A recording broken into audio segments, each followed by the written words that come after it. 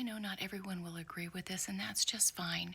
I know it to be the truth, and you cannot convince me otherwise with your worldly knowledge and degrees. Let's go. So here's the big question. Did mental illness exist in the Bible? No. When someone was perceived as not being in their right mind, it was because they needed deliverance from unclean spirits. Let's go to the first witness.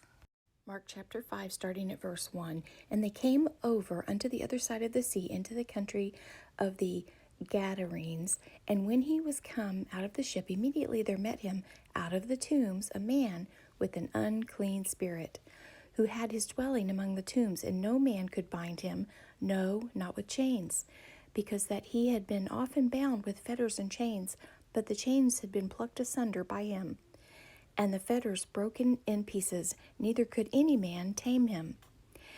And always, night and day, he was in the mountains and in the tombs, crying and cutting himself with stones. Interesting, huh? Cutting himself. What do we have today? People cutting themselves. But when he saw Messiah afar off, he ran and worshipped him, and cried with a loud voice, and said, What have I to do with thee, Yeshua, thou Son of the Most High Sovereign? I adjourn thee by the Most High, that thou torment me not. For he said unto him, Come out of the man, thou unclean spirit. And he asked him, What is thy name? And he answered, saying, My name is Legion, for we are many. And he besought him much that he would not send them away out of the country. Now there was there nigh unto the mountains a great herd of swine feeding, and all the devils besought him, saying, Send us into the swine, that we may enter into them. And forthwith Messiah gave them leave, and the unclean spirits went out and entered into the swine, and the herd ran violently down a steep place into the sea. They were about 2,000, and were choked in the sea. And they that fed the swine fled and told it in the city and in the country. And they went out to see what it was that was done. And they come to Messiah and see him that was possessed with the devil and had the legion, sitting and clothed and in his right mind. And they were afraid. Now he's in his right mind because he's been delivered. Second witness to be found in John 10:20. And there was a division, therefore, again among the Jews for these sayings. And many of them said, He hath a devil, and is mad, which means crazy. Why you hear him? Now that was the Jews speaking about Messiah. And I'm just pointing out that they knew the correlation between having an unclean spirit and being mad. Which leads me to this. Mark 16:17. And these signs, notice signs, shall follow them that believe. In my name shall they cast out devils, they shall speak with new tongues, they shall take up serpents, and if they drink any deadly thing, it shall not hurt them. They shall lay hands on the sick, and they shall recover.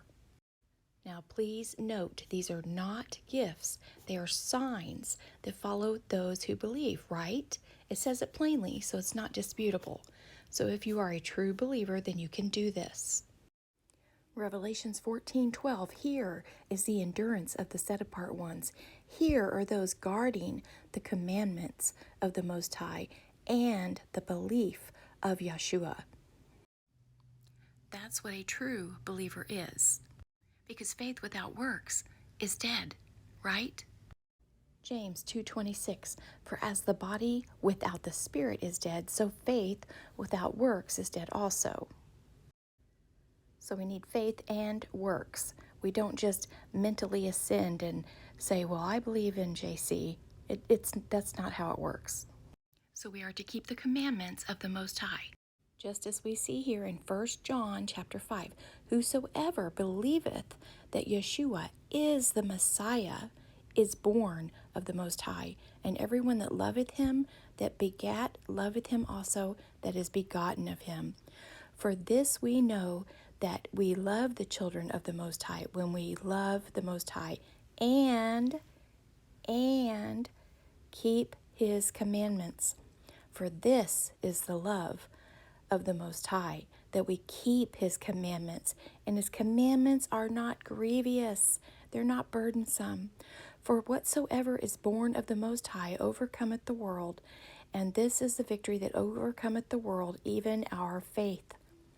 Who is he that overcometh the world but he that believeth that Messiah, that Yeshua, is the Son of the Most High?